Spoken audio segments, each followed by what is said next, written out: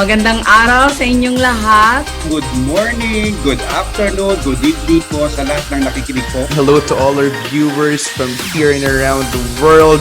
Napakaganda na ating talentaman ngayong hapon ito. Isang mainit na pagbati po sa inyong lahat. Well, friends, welcome to the Bridges Show. I'm very happy to be here, and I think it should be a really interesting and fun topic. But there are things you want to learn. So I want to take it from there and then I listen to them. meron silang mga mithiin upang maging makabuluhan pa ang pagiging Katoliko. Lalong-lalo na sa susunod na henerasyon. Sa akin po, sa mga kabataan, use competence as a basis. In real life, hindi naman talaga tayo tumitigil sa buhay. Kailangan talaga tuloy lang ang buhay kahit anong challenges natin. Palawan, Cebu, Baguio City, Atty. Dwight, pati La Union. So we are saying that revenge travel is real. Mas kailangan natin na i-share ang hiwaga ng sining sa mga tao. Food and health should go hand in hand. So yan ang gusto namin paratingin sa gobyerno. If you will just devote your life teaching, hindi ka yayaman sa pera, pero yayaman ka sa tao. Siyempre, ang pinakamaganda po naman sa ating universidad ay yung talagang natuturuan po tayo kung paano maging mabuting tao. Happy anniversary to Bridges! Here at Bridges, we build bridges of faith, bridges of hope, and bridges of love.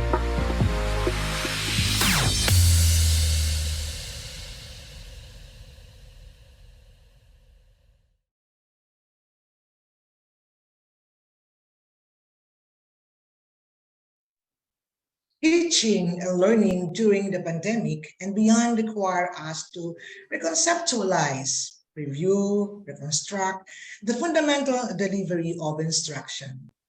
Academic leaders and teachers like us must not only have the knowledge and skills to be effective in delivering instructions, whether it's face-to-face or high-flex or blended, or even in full-distance learning, but also to possess the attributes to stay motivated in facilitating our student learning and character formation under extremely fluid and challenging conditions. Thus, to attract motivated candidates to join and remain in the teaching profession, schools need to design certain reforms in teacher recruitment, professional training and development, and school support. In this episode of Bridges, we'll get to know the experience of a leader in education in designing reforms to meet these current educational challenges. I'm Dr. Evangeline Timbang, the Assistant Dean of the UST College of Tourism and Hospitality Management, and also a Thomasian alumna. Good morning, good afternoon, good evening to all of you all over the world. I'm happy to welcome you back to Bridges. Bridges is a University of St. Thomas Alumni Association virtual talk show that showcases and provides notable Thomasian alumni an opportunity to share their expertise and experiences in various topics for lifelong learning. Today's episode is brought to you by the UST Law Alumni Foundation, Incorporated. Co-hosting with me today is no other than the famous President, Atty. Dwight Ramos, of course, the head of the UST Alumni Association, Incorporated. Hello, Atty. Dwight. So nice for us to be together again in this Bridges episode.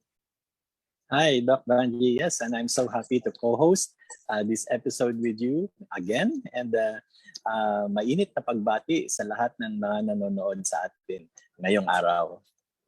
Yes, of course, Atty. Dwight. Before we continue, let us ask our audience to always remember to like, share our show, and subscribe to our UST Thomasian Alumni Community YouTube.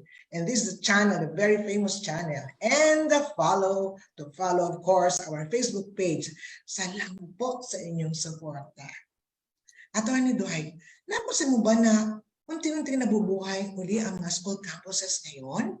The students have gone back to school, although it's not yet on a full-scale return.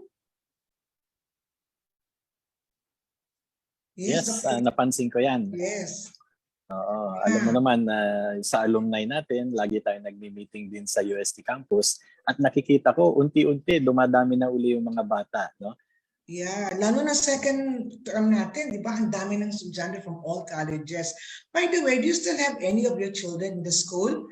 Ano ba ang experience nila sa pandemic?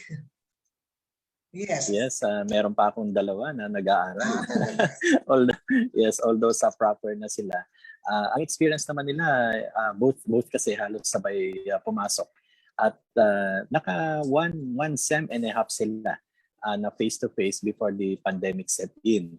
At ngayon nga, dahil sila naman halos graduating na, yung mga graduating yata sila naman yung binigyan din ng priority para makabalik sa campus. Kaya yung una, naumpisahan nila and then nag-online sila and then sa huli, ito, ma-experience uli nila yung face-to-face. Correct. And that's what they are looking forward to, coming back to the campus, no? Yes. Sa amin din ganyan eh. You know, there were so many challenges during the pandemic, both for our students, our faculty, and our support staff. Talaga naman, nung una, ayaw nila na hindi papasok. But now, oh my God, ang challenge is how to adjust. Going back. Kaya may mga formula dyan eh. May mga 50-50, 70-30, 80-20. Kasi talaga ang daming naging, kumbaga siguro, revelations and mga assessment na kaiba nung panahon ng pandemic, no? Yes, and may iwasan yung mga issues, di ba? May iwasan yung mga mental issues, na-miss ang university, and at syempre yung from time to time na mga fear nila na may magkasakit o mahawa sila, di ba? Yes. Tama yan. And that's why it's very important that we are here today to discuss ito. At alam mo, Doc Vanji, parang naisip ko minsan, para bang yung nag-abroad ka. Nag-abroad ka kunwari sa Amerika ng 10 araw lang. At alam mo, syempre, bago ka umalis, iba yung time zone mo. Pag punta mo doon ng 10 araw, iba rin yung time zone. At pag naka-adjust ka na, uuwi ka na. Correct. Sa dating time zone mo ulit, di ba? Kaya sa experience mo naman, Doc Vanji, as Assistant Dean at the College of Tourism, gantihan lang kita kasi sabi mo kanina, the famous Dwight Ramos. Sasabihin ko naman ngayon, the rock star of the College of Tourism and Hospitality Management. Ano naman ang naging experience or challenges ninyo during the pandemic? Well, of course, una nga, as I mentioned earlier, the students were not ready, the faculty were not ready. No? Imagine for quite a long time, you've been handling the classes face-to-face. Biglang i-stop ang mundo, biglang you have to continue with the lessons, and yet this time it's about using, the virtual mode of delivery na talagang ang adjustment grabe kasi yung challenge na kapag kasi virtual ang mode of delivery parang walang emotion, hindi mo lang ang nararamdaman ng mga bata. At when we started feeling that when they started not to come to class kasi may mga mental issues na nag-a-adjust na sila sa new environment, like yung bahay, hindi naman dinesign na para maging school setting nila. The teacher naman, they were forced to stay at home, taking care of their kids, doing their household work, at the same time teaching. Ang dami mga naging reactions, no? Di ba? Na-record natin, document natin yun. Kasi kami sa college, we do monthly, not really monthly, but weekly interview. No? Ini-interview namin sila. Kami meeting virtually. What do you feel? What are your challenges? What do you need to do? What can we do for you? Yun yung mga ganyang adjustment lang. Yes, very, very interesting. Correct, right. So, today is an interesting topic, di ba? Atty. Dwight? Yes. Okay. True. So, tawagin na natin ang ating special guest. And let me introduce her. We have a guest for today, an educator who will share with us her experience in meeting the challenges of maintaining quality education during and after the pandemic. She is none other than Dr. Teresita Arcos-Surot, a PhD, the school directress of the Holy Family School of Quezon City. She has served in the institution for almost 3 decades in various capacities, as high school principal, as high school academic coordinator, as grade school academic coordinator, and as an English teacher. Dr. Arcos-Surot obtained her master's degree in English at the University of Santo Tomas, cum laude. Earned her a number of units for PhD in English Language Studies at the University of the Philippines, Diliman, and completed her PhD in Educational Leadership and Management at St. Joseph College in Quezon City. Dr. Arcos-Surot has also designed and written series of English textbooks in the grade school. In terms of her services to the Catholic education, Doc Tess has been a resource speaker for the Catholic Educational Association of the Philippines, or CAAP, in a number of summits, convention, fora for school administrators and teachers in the different parts of the country.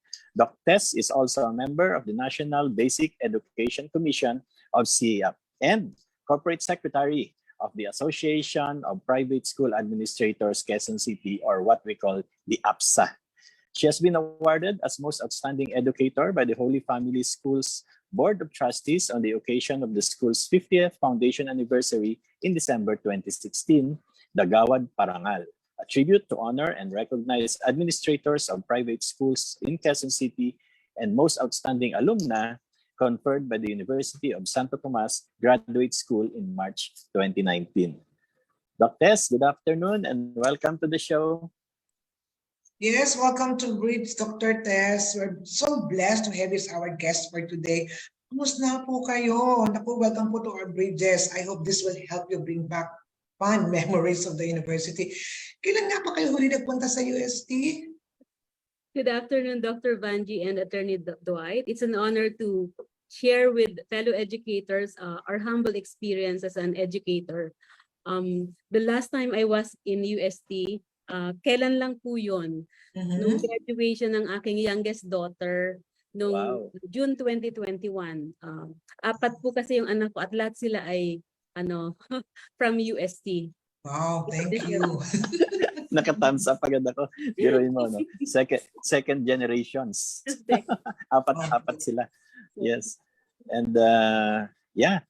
At talking about that, no, syempre, alam ko baka nakikinig yung mga anak mo, pero sagutin mo itong tanong na to. Ano naman ang pinakamasayang memories mo sa UST when you were still in school? Siguro, madami, pero ang di ko talaga makakalimutan during occasional Saturdays when I would have to bring my youngest daughter who was only 2 years old then. Kasi nga nawawalan kami ng katulong. Malilit kasi yung mga anak. So, I am just so grateful that I had very understanding and supportive teachers.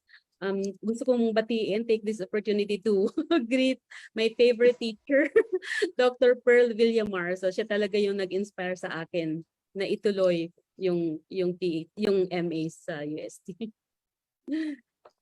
So interesting, no? So there'll always be fun memories, happy memories that will always warm our hearts and always give us that wide smile on our faces. So ngayon naman po, let's move to the present. How is everything going on to your school in Quezon City, the Holy Family School in particular this time? Natapos na po ba ang school year ninyo? Yes po, happily kakatapos ng actually, today is the first year of reporting back of our faculty. Ngayong June 13, we ended our school year last May 12. So, bali month-long vacation naman yung binigay namin sa mga teachers. So far, I would like to believe that everything is going on smoothly. No, kasi magpe-prepare pa lang kami for another challenging school year. Yes. So far maayos naman po. And of course, so far maayos. So ibig sabihin, Doc Tess, congratulations. And yun sinasabi nila, no, Doc Vanji, pag nakakarinig na ganyan, Doc Tess, sana all. Alam ko. Our teachers, siguro we're Yes. just so lucky and grateful that we have teachers who are really very much willing to adjust to the needs of the current realities, yung mga willing to cope with the demands of basic education currently. Yes, and pag sinabing sana all, ibang nagsasabi niyan, syempre, yung mga kasama natin sa APSA, baka meron kang shout out din dyan sa mga kaibigan natin, mga administrators sa Quezon City schools. Shout out sa mga APSA officers, Attorney Mariel, yung aming PRO, sila Dr. Edith, si Ma'am Walby, baka may makalimutan ako si Sir Racef, Sir Ino. Anyways. Makalimutan ko na yung iba. Basta all of us. All of them, all the board, the board especially, and the members. Yeah. And Ayan, good afternoon sa inyo, good evening, and good morning to all our viewers talaga. And yes, Doctors, as a whole naman, as compared to the previous year, itong school year na to, how was it for you? Was it more challenging or was it just okay? Siguro, attorney, nako, to say that yung last school year was challenging would be an understatement, no? Kasi, di ba, during the first 2 years in the pandemic, we were full online, no? So yun lang ang kailangan, the only struggle that we had to go through is how to navigate yung full online, how to learn to talk to on screen, ano ba yung mga iba't ibang apps, no, na dapat aralin ng teachers. But this year kasi, ang daming nangyari. Of course, at the beginning of this, parang as early as May, in our case, in our context, for instance, as early as May last year, we communicated to parents already the 3 learning modalities that we intended to offer. Yun nga, yung high flex, full online, and blended. But then, come July, lumabas yung DepEd memo na all schools, including private schools, were mandated to offer to go on full face-to-face implementation. So kumusta naman yung mga nag-enroll na abroad? 'Di ba? So parang yun yung talagang mahirap. And then of course we have to check on we have to provide support to our teachers kasi they will have to teach high flex. First time ulit yun na they have to teach students who are on-site and students who are learning distance, no? Yung naka full online sila. So yun yung mga, that's why the first thing we did, at least for this year, was to check with the teachers about their readiness, willingness lalo na. Yung readiness, hindi pa muna kasi talaga namang wala namang magsasabi na ready, but their willingness. Yun muna kasi that's where we would have to start. Kung sasabihin ng teachers na hindi sila ready for high flex, then we would have to try another modality. So yun po yung mga challenges for this year. Yes, ang dami po talaga niyan, especially for the students, no, their welfare. But however po, siguro dito naman natin tingnan yung at this time, at this point, no, in our discussion, with your experience po sa Holy Family School, how do you give attention to the teachers so that they will continue to become committed in providing the students best possible quality education in spite of, this pandemic challenges in our system? First po siguro, our biggest consideration is doon pa lang po sa hiring stage, the teacher recruitment pa lang. Kasi doon pa lang we have very siguro I would like to say parang strong recruitment procedure, no? Kumbaga meron silang teacher questionnaire na doon pa lang parang it's like an interview. We would like to check the teacher, the candidate's alignment to and willingness to adapt and embrace the school's philosophy, PMVGO. So doon pa lang may mga tanong na kami na nandoon about on servant leadership, the willingness to be a Catholic school educator. Kasi iba naman yung demands po sa Catholic school, di ba? So yung mga ganon. And siguro we put more premium on attributes than skills, lalo na after the pandemic. Dito talaga. So parang doon pa lang sa recruitment. Kasi first, alam naman natin na competent yung teachers when they have let. Kasi we always hire teachers who are let passers. Except lang pag talagang malapit na ang opening, we hire newly grad from reputable universities and institutions. Yun po yung, so kumbaga, pagdating sa competence, sure na kami doon. Pero sa attributes kasi dahil talagang siguro I would like to differentiate between attributes and skills, no? Parang inintindi ko talaga yun. No? So for me kasi, skills direct teachers' behavior in known situations. They are learned by following a set of instructions that can lead to mastery. Di po ba? Halimbawa, writing research paper, designing instructional tools and assessment, or delivering instructions, which are important skills that help teachers perform their job functions with competence. So yun, merong kang rubrics, pwede mo siyang i-grade. But attributes, no? These are innate qualities that are needed for the real job. which predicts the ability to perform in inherently complex, challenging, and uncertain environments.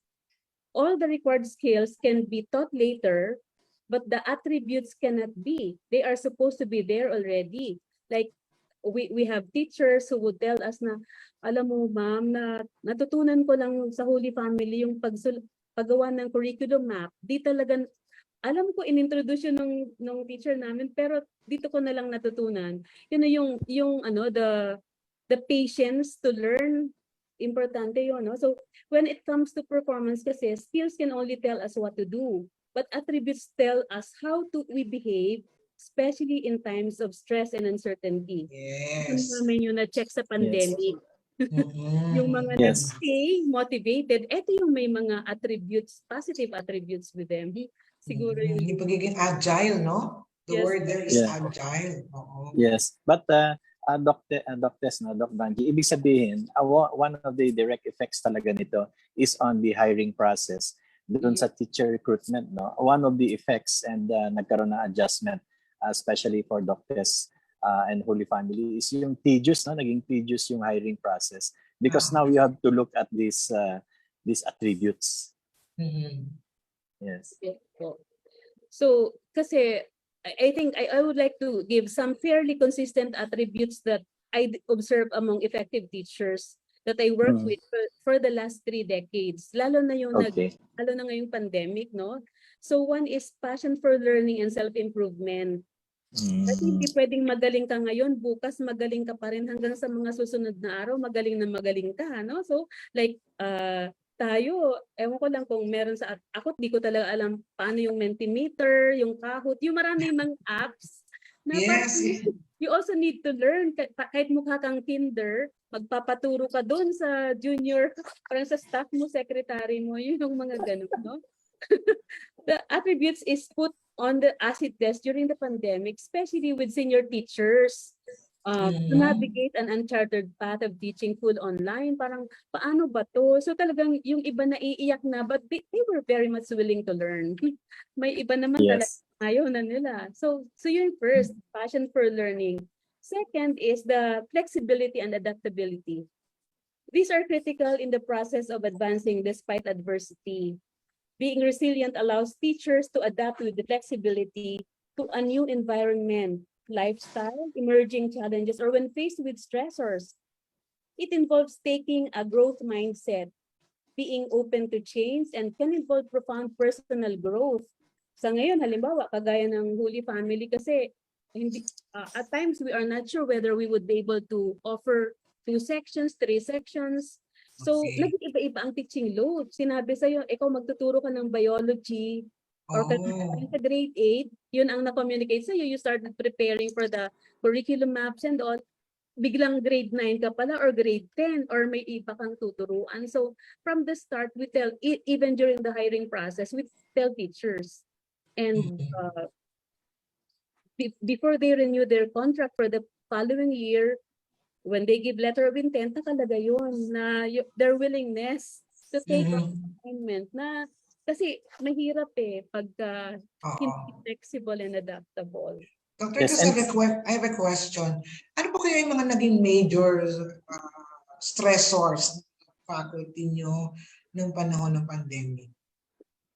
Yun yung when they were required to report face-to-face, when they created skeleton workforce, no? So kasi talagang we did not allow work from home at first kasi nga we did a survey. We always make decisions that are data-driven. We made a survey to check whether our teachers had laptops and whether they have strong connectivity. So kasi how can you train online teaching kung paano sila mag-work from home? So those are things. So yun yung mga naging parang how to report online. Tapos syempre yung health issues din. Kasi talaga naman nakakatakot. Kaya hindi talaga naman sila pinors. Only those who were willing to teach online. So very clear naman kasi ang DOLE dyan na you are not supposed to be forced to work. Pero hindi naman affected yung kanilang tenure if they will not work. Parang if they would like to declare a gap year na ganyan. So yun yung mga naging challenges, but unti-unti naman na na-overcome so far. Yes. And talking about overcoming it, ito bang phrase na learning agility, is it something new or dati na yan pero ngayon lang na-highlight? Ngayon lang po na-highlight kasi doon mo makita yung, alam mo yun, ang dami kasing bago. Even as school leaders, we have to be agile as well kasi, diba, yun yung example ko, nag-prepare ka na-communicate mo na parang pwede kang magagalit talaga ang parents kasi iba yung kinommunicate mo na they can enroll kasi we offer full online, tapos biglang ang mandate ng DepEd is full face-to-face implementation.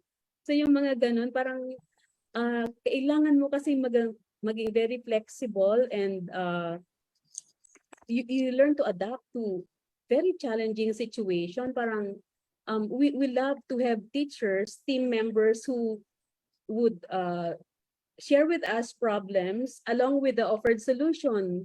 Hindi yung, kasi minsan sa experience ko kasi, mas magaling ang teacher makaisip ng solution when you just involve them. Correct. Always consultative eh. Parang kahit alam mo na parang ito yung maganda, parang it's better when you get it from them. You ask probing questions, tapos sila din, talagang ito pala yung dapat. So, at the end of the day, the decision is collective. Yeah. When through consultation. Yes. Dr. Tess, would there be, or did you have any concern or did you have any problem addressing the needs of the senior faculty against the young faculty? Malaki po ba ang age gap nila at malaki po bang adjustment ng senior faculty nung nagkaroon tayo ng online teaching? Currently po kasi maganda yung yung teamwork ng senior at saka junior with our current teacher, no, especially these last 3 years. Kasi yung mga senior teachers namin, very humble sila. Kahit may mga MA na yan or nagpapaturo talaga sila sa mga sa mga digital natives. Yes. Kasi alam kasi nila marami kaming di alam. But at the same time, we also teach the younger generation parang yun nga how to cope with yung mga challenging situations, ganyan. So yun naman. So kumbaga nagtutulungan po. Yes. So give and take. Sa team. Yes, attorney. Yeah, nagkaroon sila ng give and take. That we have. So maganda yung blend, no? Maganda yung blend ng faculty, may young and senior. So they help each other. Nabigyan nyo na emphasis yung word na teamwork. Yes. Very good. Good. Yes. Kasi merong ibang mga senior na parang, even before pandemic, parang when computerization came in, technology came in, parang nag-retire na eh. Kasi parang hindi sila ready, that they don't want to be part of it anymore. So at the same yung faculty nyo, yan, nakita natin yung cooperation and teamwork. So they learn from each other, no? Yes. Kasi importante din po yun sa workplace. Ayan. Yes. And then, coming more formally into this, of course, yung need na for continuous professional training and development. Yes. After recruitment, Doc Tess, ito naman yung naging focus. Yes po. Yun naman kasi ang focus talaga namin, lalo na ngayon, naglabas na ulit ang DepEd ng bagong yung proposed curriculum with this accompanying shaping paper. So doon pa lang parang yung direction namin nandun na agad, no? So first, of course, parang you cannot give what you don't have. So we have to build the capacity of leaders. I remember my sharing in one of the panel discussions that I was invited also. Sabi ko parang one time kasi when I observed class, no, online class observation, and then the teacher gave the direction na sige breakout session. Di ko na alam ko anong gagawin ko. Ako naiwan mag-isa doon sa ako yung naiwan mag-isa. Tapos sabi, ano nang gagawin? So yung ganon. So parang the academic leaders first should learn ano ba yung need.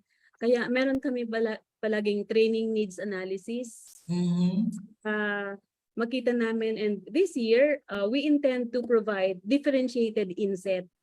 Kasi parang it's parang hindi kasi pwede yung one size fits all. Kasi magaling na talagang to construct assessment. alangan namang papa-attend mo pa siya ng di ba, yung how to construct test questions. So iba naman yung kailangang training for them. So yung ganon. And sa ngayon talaga yung curriculum now, like siguro one of the engagement that we would have with our teacher, we started already. I created a technical working group among our new teachers. Dito kasi sa amin, I don't know with other schools, but with our school kasi we only have 15-day vacation leave for those on their first year of teaching. So the rest, wala na silang pay. So I asked them, gusto nyo ba na part-time during those days na wala kayong So then since they were willing, I created technical working group. Kasi ayokong yun ibibigay pa sa teachers, ma-overwhelm sila.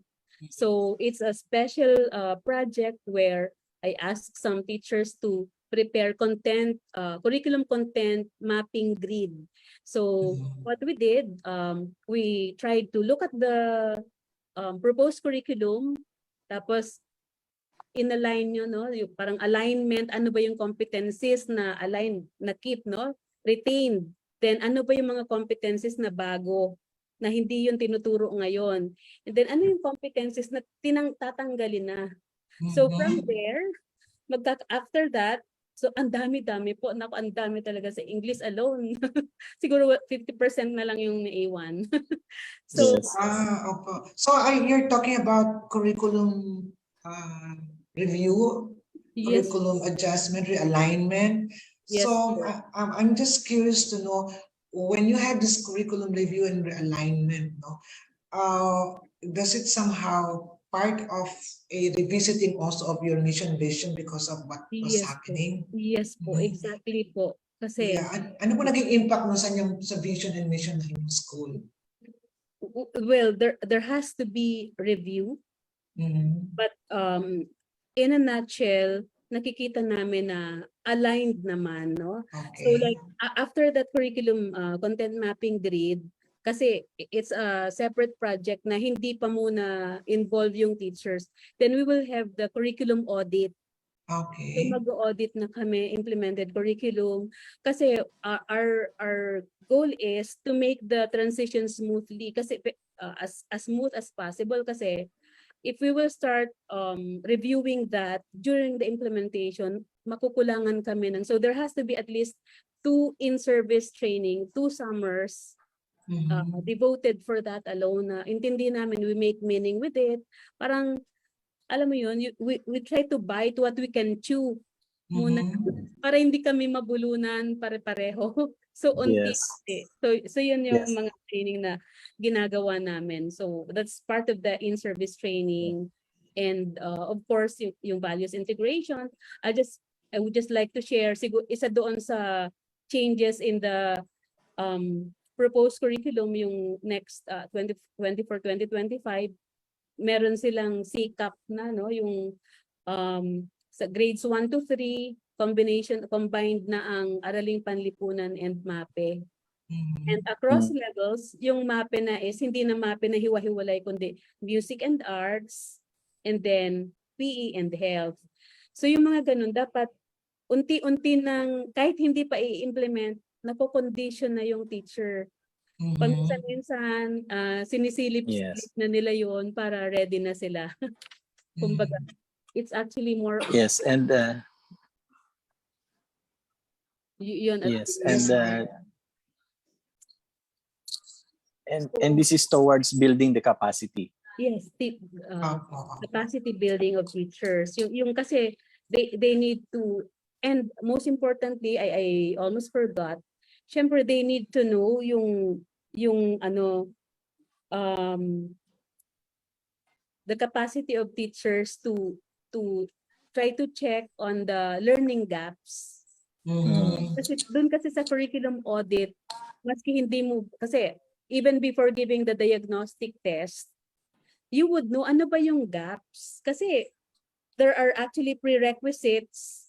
We have to work on teaching the learning competencies that are prerequisites of the new curriculum. Baka mamaya ito na yung kailangan pero hindi na ituro. Like for English kasi it will be text-based eh. No, there's no direct instruction of grammar.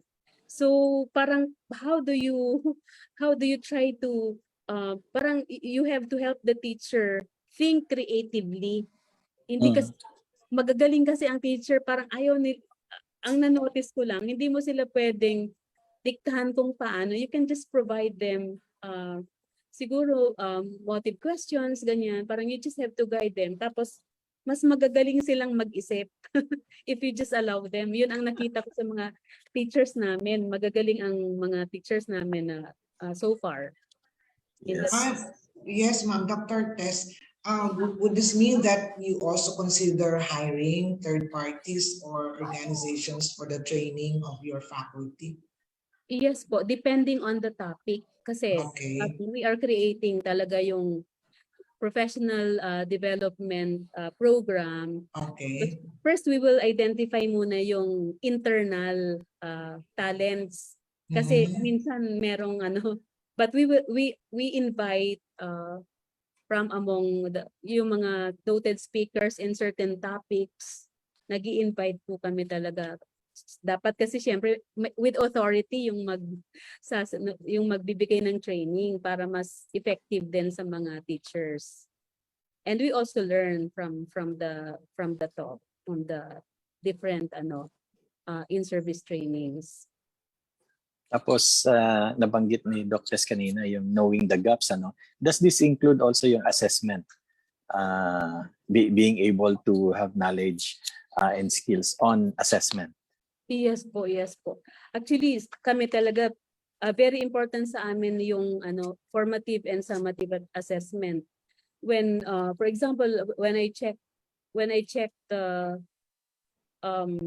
rating sheets, hindi kasi enough na mataas ang passing ang mga bata, no? So I try to check in what area marami ang mabababa. So I will have to check, and we really allot time in checking test questions of teachers before they are administered to students.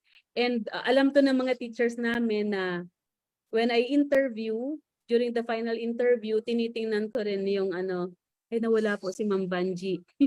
Oo nga. But it's okay. We can continue. Baka lumakas na kasi yung ulan eh. Yes. So, yes. Anyway, alam nila po na I look at their grades in the assessment for learning and assessment of learning. So, and then we have onboarding activities with teachers then. So doon. So it's a continuing process, and continuing challenge, Dr. Yes po, yes po. And then i-explore nyo pa yung factors that help or hinder them naman in implementing the curriculum. Yes po. We do this through the PLC, yung Professional Learning Community. We have a coordinator for that, PLC coordinator that would facilitate the meetings with teachers across disciplines.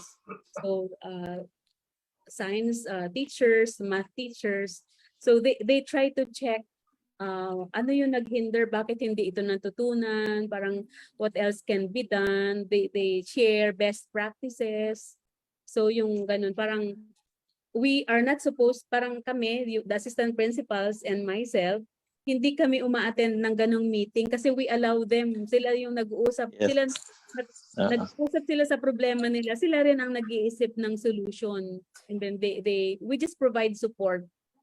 So they give us, they give suggestions, they tell us what support they need. Yun lang yung ginagawa namin sa admin. Yes, ang ganda nga nung narinig ko sa iyo kanina. You were saying you will listen to their problems and propose solutions. Mahirap kasi pag ikaw yung magbibigay ng solution, kung minsan, actually, ang napansin ko kasi pag pupunta sa na may problem, meron na rin silang naisip na solution eh. Nahihiya lang sila sabihin. But and then provide them opportunity, mas madali, mas effective. Many times, yung naiisip nilang solution, mas effective. But of course, we have to also check that it would not compromise the standards of the school. Baka mamaya kasi naisip institution, wag na lang gumawa ng lesson plan kasi mahirap. So hindi naman pwede yun. So we have to make sure that Yes. although we give them that opportunity to find solutions to the problems they raise, but we have to make sure that it would not compromise the standards of the quality of the school. Yes, that's very good. And of course, it's talking about that is the support that is needed from the admin naman. What kind of support you will give them? First, Yes, siguro, I would give examples. Lalo na ngayong Sige nga. pandemic. Okay. Like, of course, we know that some teachers, even if they go home late, nagtatrabaho pa ang mga yan eh. So, Yes. yung early dismissal. So, although the official time would be at 4 o'clock, 3 o'clock, pinapauwi na namin sila kasi sabi namin para at least mas hindi pa mahirap yung traffic, and then they can rest and then work on those. And another is, bawal talaga sa amin ang mag-text pag after office hours. Bawal ang After office hours? After office hours. Parang okay lang kung ang magte-text about work. About work. I like about it. Work. Parang it's all right if the one who would text you is a subordinate asking for kunyari meron silang problema na but related sa work, pwede pa rin pag very urgent talaga. But if it's the admin texting or messaging teachers for a particular, kasi ang ano ko dun kasi, we have to carefully plan the day-to-day activities. When we carefully plan, we will avoid the texting, disturbing people during their rest hours. Kasi mga bata kasi, 'di ba, minsan nagmo-moment sila with loved one or with the family, tapos biglang kailangan nilang mag-online dahil meron kang tanong na you could have asked during the office hours. So talagang ganun. What happens if it's about an activity on a Monday na dapat ay na-prepare or they will postpone the activity.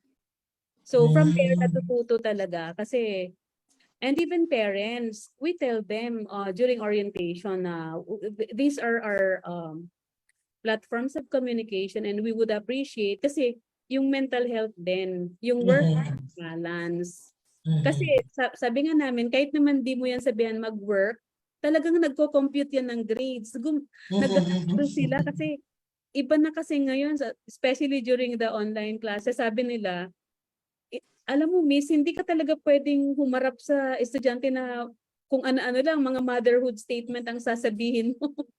Especially in the higher level. Nanonood ang buong barangay din, kahit sa lower level, di ba? Parang buong... Even ang daming expert. Ang daming nanonood, ang daming. So Dr. Just, sorry po na-cut lang ako, but I don't know if you have discussed already.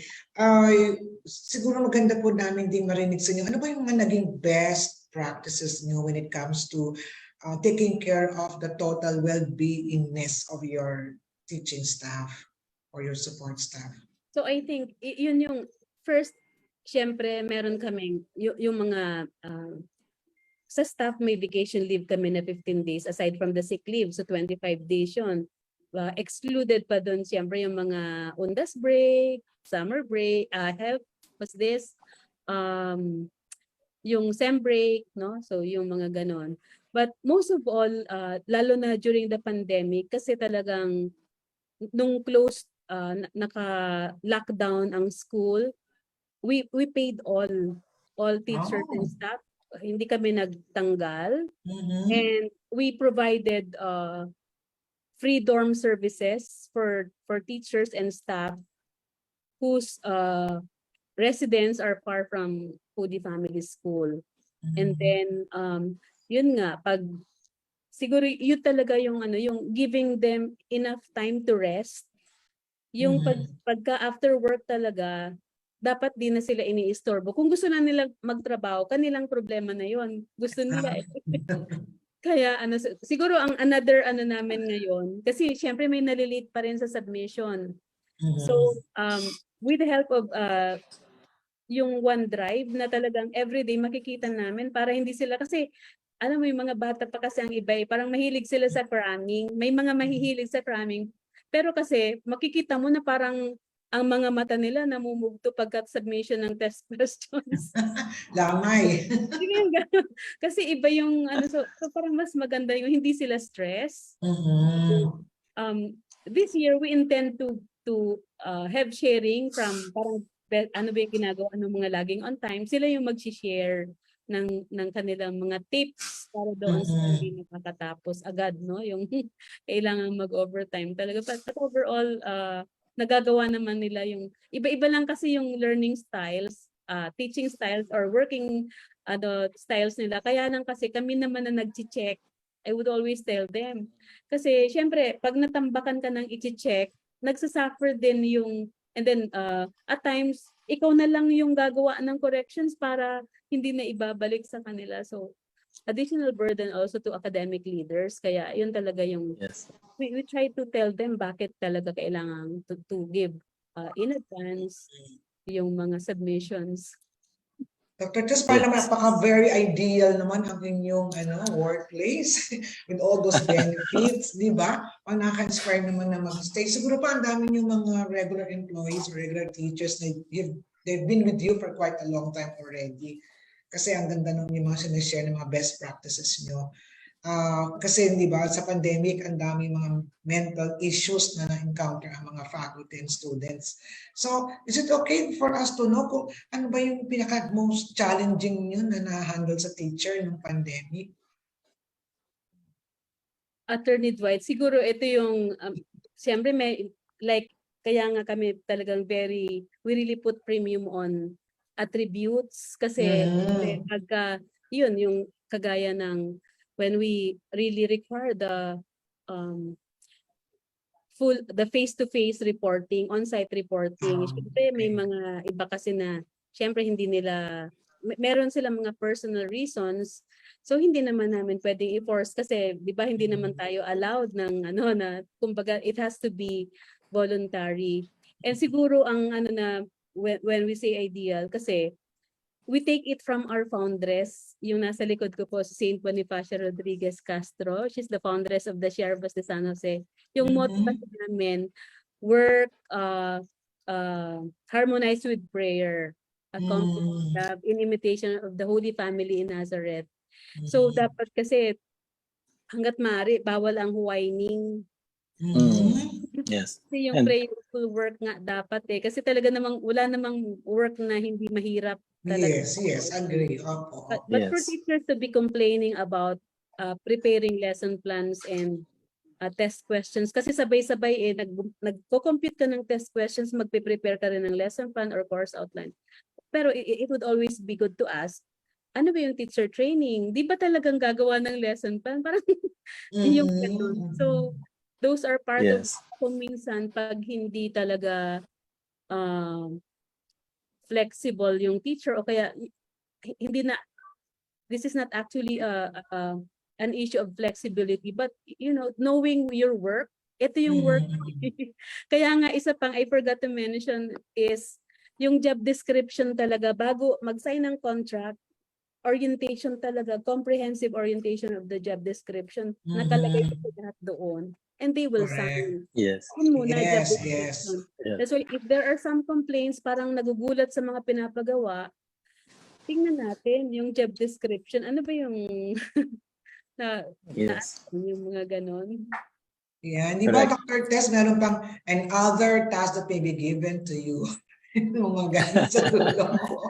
Yes, and I'm sure na that applies din kay Doc Tess, no? And I'm quite amazed, no?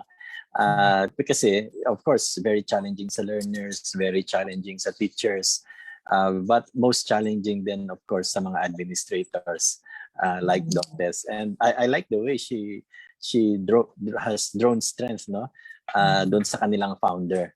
And I think without her saying it, pero parang narinig ko, what would our founder have done? And I think yun yung kanyang rule of thumb in coming up with all these best practices na i-share niya sa atin, no, at natutunan natin ngayong hapon. So nako, Dr. Congratulations again on that. And yung being able to still be here, serve our purpose, napaka-importante during these times. No?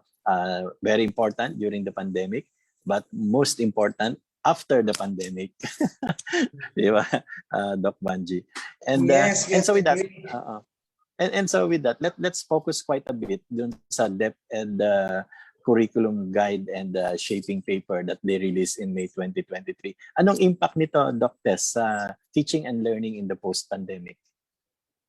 Number one, talagang meron silang provision doon to bridge yung learning gaps. No? So, kumbaga, most of the skills, learning competencies, yung mga critical learning competencies were retained, pero they really put premium on good manners and right conduct. It will be offered as a separate subject talaga na 4 hours. Tapos yung values education din, and it has to be embedded in the different disciplines. So yung nakalagay doon, and then may mga ibang parang it's quite broad kasi, pero sa amin talaga, if all the education leaders and teachers will take to heart the content of the curriculum framework for each discipline, I think there will really be a very positive impact among the students. Kailangan lang talagang intindihin. No? So napakaganda ng pagkaka-prepare ng shaping paper ng DepEd. But of course, depende na yun on how each school would try to understand and make meaning of it.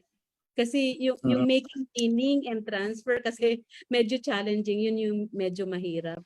Pero like I told you, halimbawa yung sa English nga, ang daming competencies na naalis, pero the way I see it, like for the high school, there's no more direct instruction of grammar, but that is part of the writing skills, diba? Yung sa language, ganyan.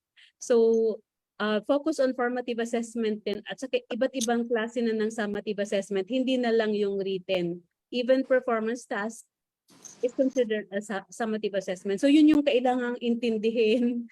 It has teacher training, yung maipaintindi talaga na sa kanila na, so that the teachers will embrace.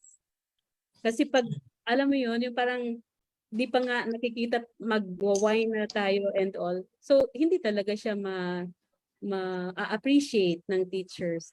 So yun talaga yung nakita namin. The first thing, the school leader should lead the teachers in appreciating and implementing whatever is being mandated by DepEd.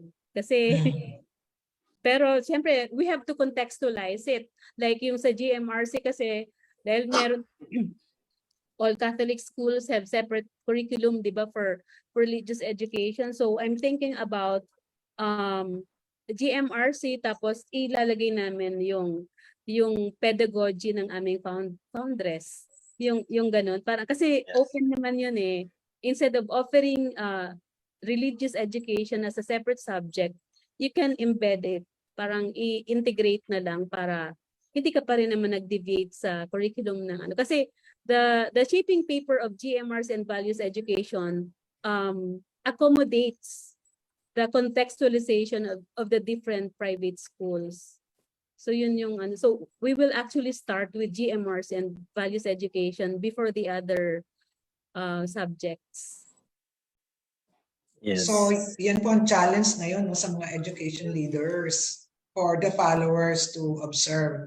Kailangan equip talaga with the right set of values ang ating mga leaders. Kasi dun tinitingala at doon sumusunod ang mga followers natin, ang mga teachers natin, ang academic staff natin. So this is a very challenging assignment for us, at the same time guide. Kasi ang ganda ng paper, curriculum guide and shaping paper, no? And it's under public consultation. Yeah, okay. And this is fairly current, no? It's still under public consultation. Doctors, anong status niya specifically? Actually, nag-close na yung consultation. Parang until May 28 lang yung consultation. So, kumbaga, I think DepEd will work on will try to accommodate the comments, no, the result of the consultation proceedings, and then perhaps they will, kasi talaga namang it will not be implemented this year, next school year. I am parang it would be possible that before the end of the school year, etong year na to, they will have to cascade it to the different schools na. So, Yes. mas ma-appreciate. And hearing from you how you hearing from you and how you discuss it, it's a welcome thing, no? It's a positive development. Yes, Doctors. certainly. We have always been like that, even with the K-12. Doon sa K-12 talaga, very supportive kami agad. Kasi we would like to believe that parang experts yung nagpe-prepare niyan eh. Hindi naman yung sino-sino lang na they take time to prepare that. They make use of data that they have, research proceedings na mahabang research procedure. So parang who are we to question? So, correct. They're experts in this, to assure quality education in the country, yung equitable distribution, on the importance of the content, the assessment, and of course the pedagogy part of it, yung important talaga on curriculum pedagogy and assessment, talagang there has to be an interplay among these. There has to be alignment. So yun talaga, lagi kaming sa alignment ng is it aligned or not? Mga question talaga. Instructional tools and assessment dapat talaga tini-check palagi yon. And of course, central to that is the values. Correct, the values po. Yes. Ayan, so Attorney Dwight? Yes. Yeah, we have few minutes left. And we've learned a lot, of course, and even more because of the best practices that were shared by doctors. But I think one of the lessons we can also learn is emulating doctors. No? Alam mo, idol ko talaga to doon sa association namin. She's the secretary. Marami naman akong idol doon. Shout out ulit sa mga APSA members and officers. No? And we're trying really to improve each other. Ayun naman yung aming ginagawa dyan. And we're celebrating actually our doctors, 45th year already as a group dito sa Quezon City. and so thank you sa lahat ng administrators as well, because this is really something that is shaping the future of our learners and our teachers. Yes. Okay. Well, it's been a very fruitful and enlightening afternoon with all those exchange of ideas and sharing of thoughts and discussion, coping and becoming more resilient in the field of education, especially these challenging times, from the pre to pandemic proper to shifting now onto the post-pandemic period of our times. But before we end, Doctor, may we ask you, what Thomasian values work best for you in coping with these challenges as an educator? I think parang it's a requirement for all of us, graduates of UST, to have with us yung Thomasian attributes, yung seal. Pero siguro ang pinaka mas gusto ko doon yung servant leadership. Wow, yeah, we agree. Servant leadership, yes. Parang to be an effective educator in transformative education. Ganun kasi naman tayo lahat ng Catholic schools, no? So you have to be a servant leader in your own little ways. Yes. So that means all comes from the heart, and you're giving this because you want to make a change, to be a change agent in the community. Agad ka ba doon, Attorney Dwight? Yan, thumbs up. Yeah. Okay. So maybe at this point, Dr. Tess would like to give us your final message, our audience. Siguro to my fellow educators, especially yung aspiring teachers, it's while it's extremely necessary to develop the knowledge and to have the knowledge and develop the skills needed to be effective teachers. But I think more importantly, the attributes. Kasi those are the things that will keep us going, especially when we are in a challenging situations. So our current students, our young generation need teachers who are compassionate, who can empathize, and it's so impossible to give that if you don't have. No? So siguro yun. And pinaka-importante yung capacity for teachers to learn, no? To learn, learn and relearn. Kasi dito tayo to be abreast with the current trends. Yes. With what is needed by the society para sa bata. Yes. Yes. Very, very, very well said, Dr. Thank you so much for giving that message to us and finally capping it with saying that it's really for our learners.